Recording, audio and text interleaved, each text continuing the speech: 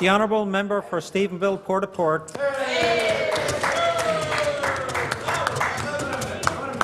Thank you, Mr. Speaker, and it's a pleasure to rise and speak to concurrence. Essentially, to those who are listening at home, we're speaking in reference to the estimates that we've been going through line by line for the last few weeks. I'd like to take the first moment to acknowledge the chair of the Resource Committee, the member for Baie-Verte, Green Bay.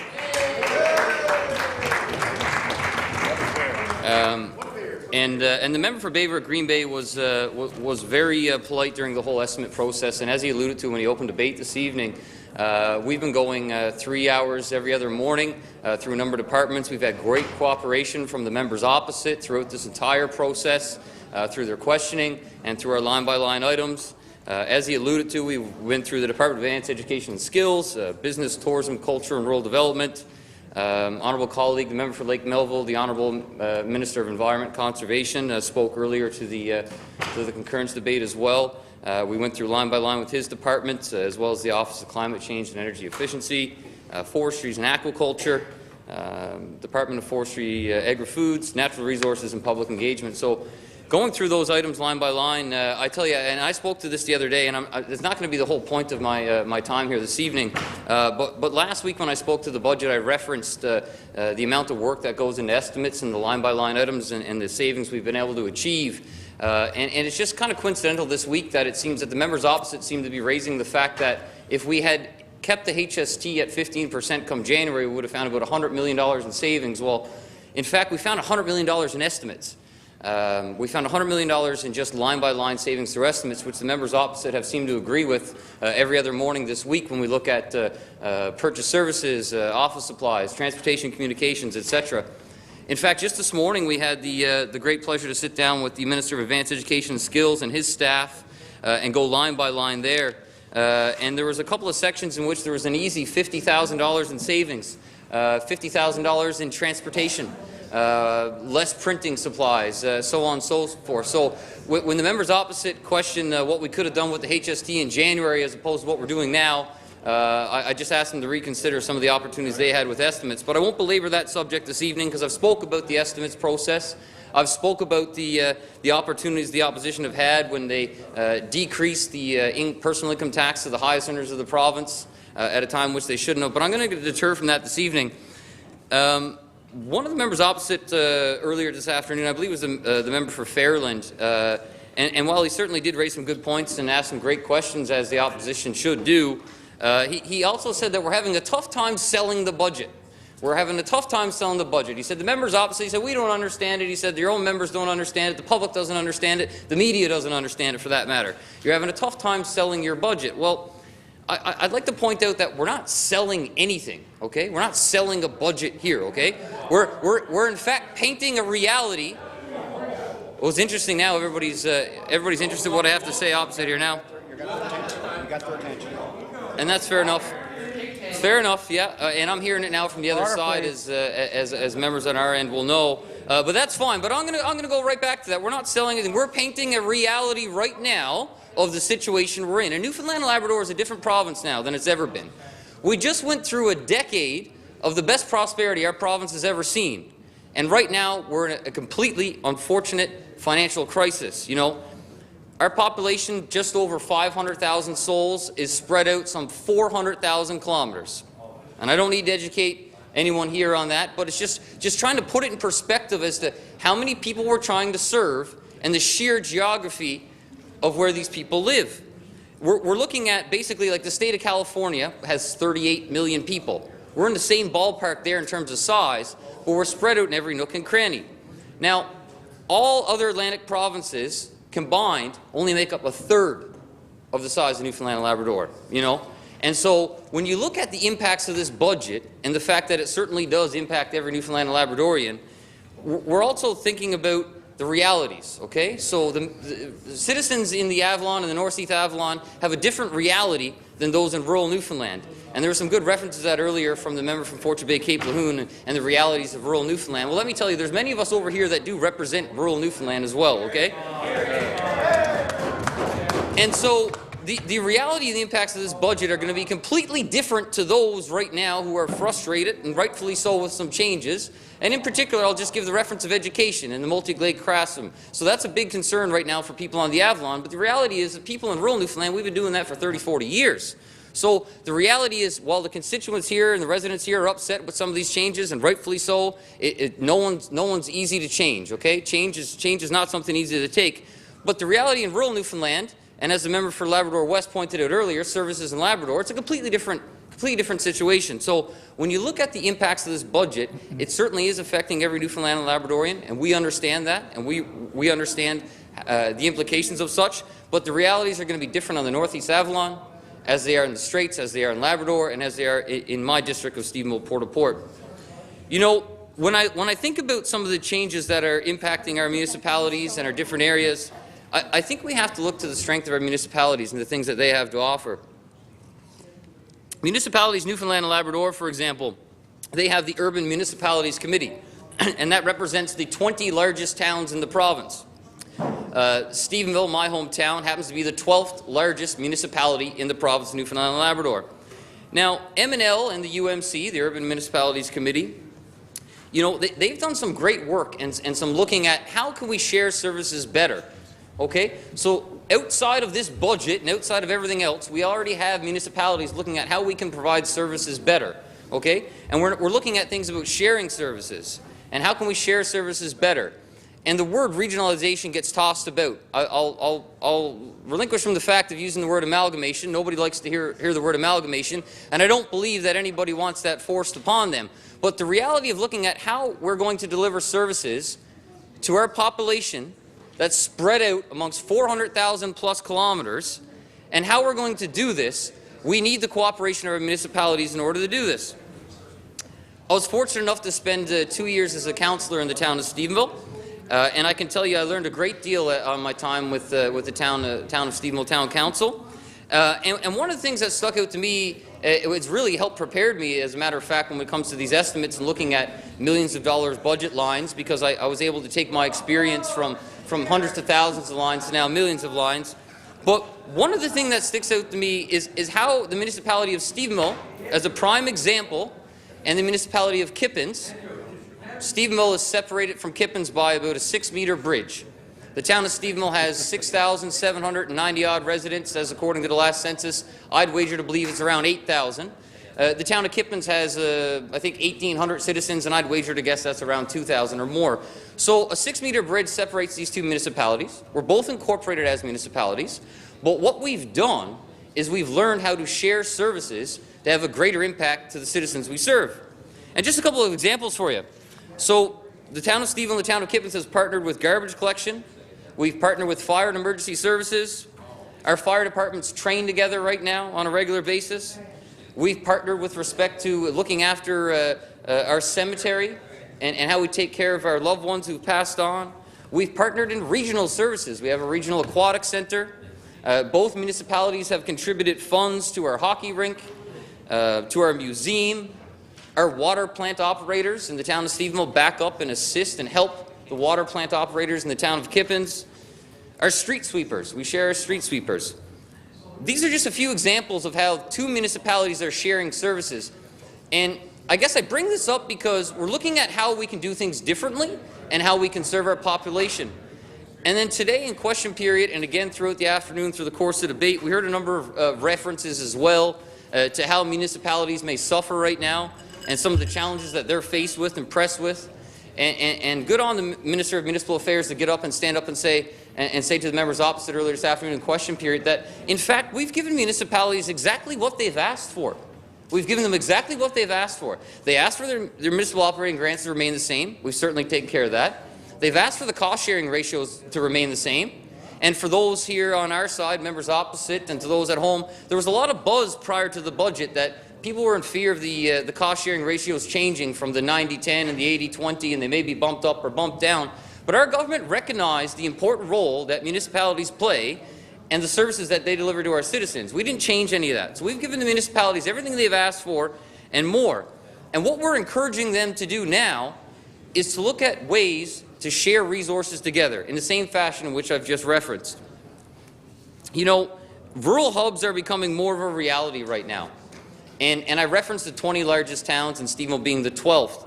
And I think areas such as Stephenville are becoming a rural hub in a sense that it has nothing to do with what we did with this budget. It's just a sheer reality of the demographics of our province.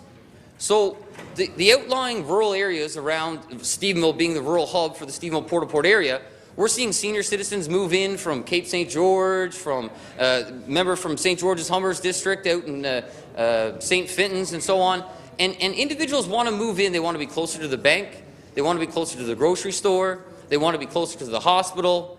And the aging population that's moving into these rural hubs, Gander is another great example as a big rural hub right now, and all the Gander Bay Area, the people that filter into these areas. So if we as a government, Clarenville is another one, as the member for Terra Nova had just mentioned, there's all kinds of rural hubs. Now, I'm not trying to say we need to take away from rural Newfoundland, but historically our citizens move naturally anyway. And as they age right now, they want to be closer to services. This is a huge reason why we need to really re-examine the way in which we deliver services. You know, the Minister of Health has mentioned a couple of times, and I think the reference is quite poignant, that the time of plenty is beyond us.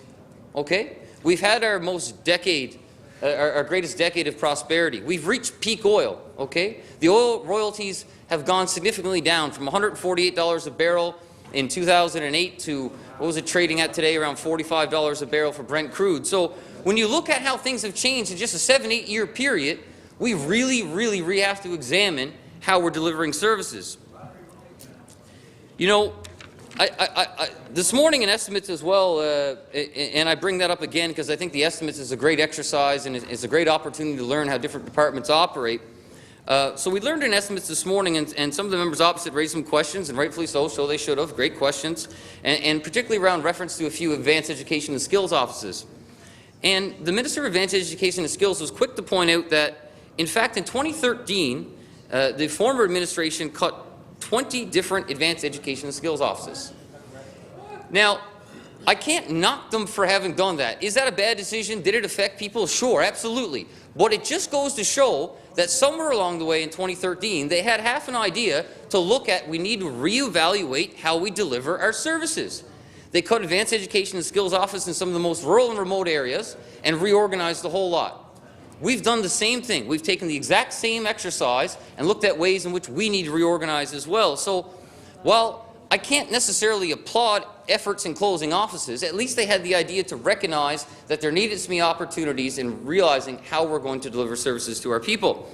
Now, the only trouble I have with that is they did this at a time, and in the same breath, they decreased taxes to the highest income earners in the province, and they knocked down HST in successive years when they really shouldn't have. If they had just kept the cuts that they had in 2013, as bad as that budget was, because believe me, it was bad. I was personally affected as well, by the way. I think there was a closure of 72 employment assistant offices across the province, some 225 employment counsellors. I happen to be one of them. 225 employment counsellors, and they were employed through various nonprofit aspects. What I've yet to understand as well is how a nonprofit entity didn't deliver services any cheaper than what a government service would have been. In any event, the cuts they made at this particular time, they did so at a time in which, again, they decreased the personal income tax for the highest earners, and they also decreased HST. Now, I'm not over here saying we have all the answers. There's no doubt about that. I wouldn't stand up and dare to dream we have all the answers. But, you know, we had to act now. And I think that's been recognized, and I'm hearing that from constituents in my district, as are other members as well.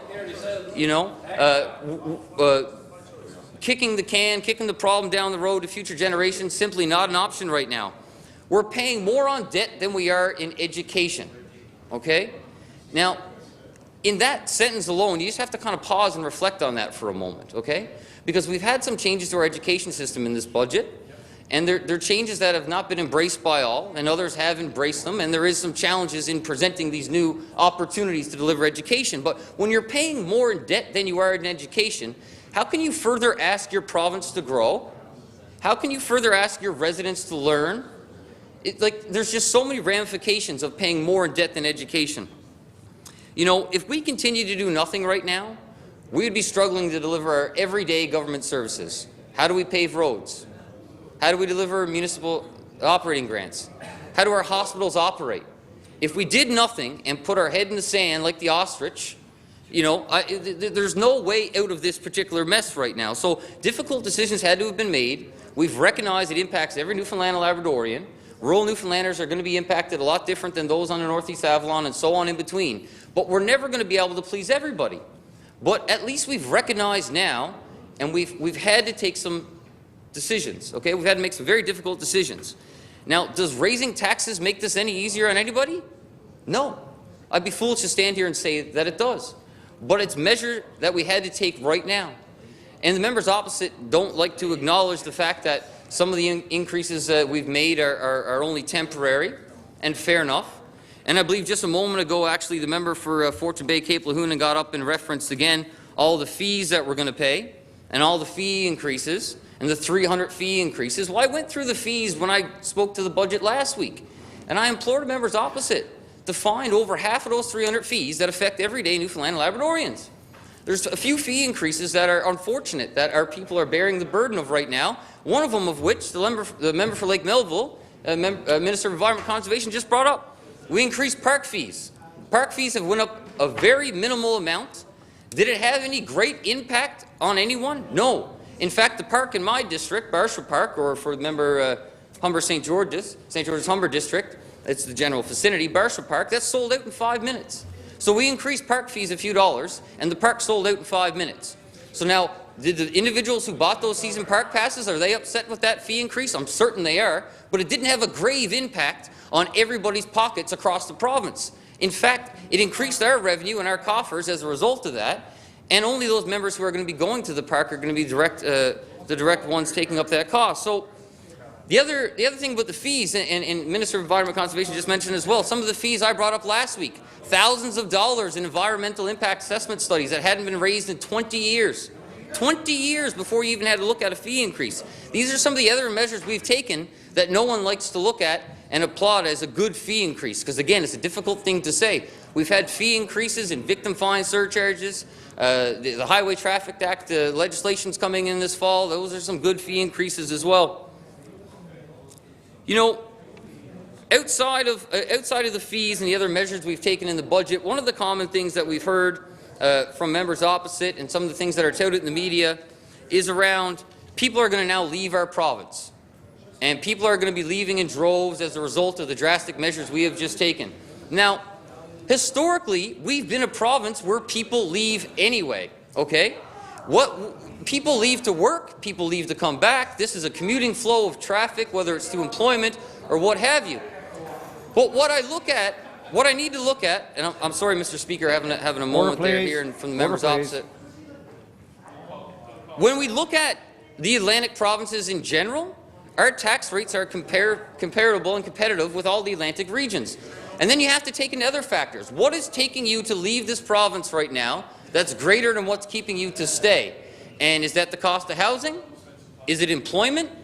What are the circumstances that are going to make you leave? Because a consumption tax of 2% on HST, people will adjust their spending. People have said in the media they can handle a consumption tax because you can curb your expenditures here and there. Okay? But what are the other factors that are pushing you to leave? One thing that no one else has talked about with respect to this budget, and we look at our demographics, which I referenced earlier, and that we're so spread out, we have an aging demographic across the entire province, is that we have a ton of baby boomers that are going to retire now in the next 5 to 10 years. So as much as it doesn't seem like there's anything right now, we have a significant amount of retirements year over year over year. The Minister of Education just referenced last week some 200 approximate retirements in the education system over the next year. So retirements are continuing, and our baby boomers are retiring, and therefore therein lies the opportunity for the rest of us to take the time now and to stay and to look at the opportunities that are before us. It doesn't make it any easier to increase taxes right now, as I said. One other thing I'd like to point out, and that's in particular to media and social media, and I got to wrap up here quickly, 30 seconds on the clock, but media and social media has played a huge factor in this budget. 10 years ago, when the former administration had layoffs and they increased taxes and everything else, Twitter and Facebook did not exist. And in fact, the only way the educated public could get their message out was a letter to the editor in the newspaper. Well, we're engaged in a whole new world right now with Facebook and Twitter and social media. And you know what? One of the good things, as much criticism as coming from individuals who are now reaching out to speak about the budget, we're engaging a lot more citizens right now, and we're engaging our young people, and we're engaging everyone else who wants to engage in this dialogue. And so over the next few weeks, as we continue and conclude the debate, I encourage people to keep contacting us and reaching out. My time is out, Mr. Speaker. Thank you very much for the opportunity.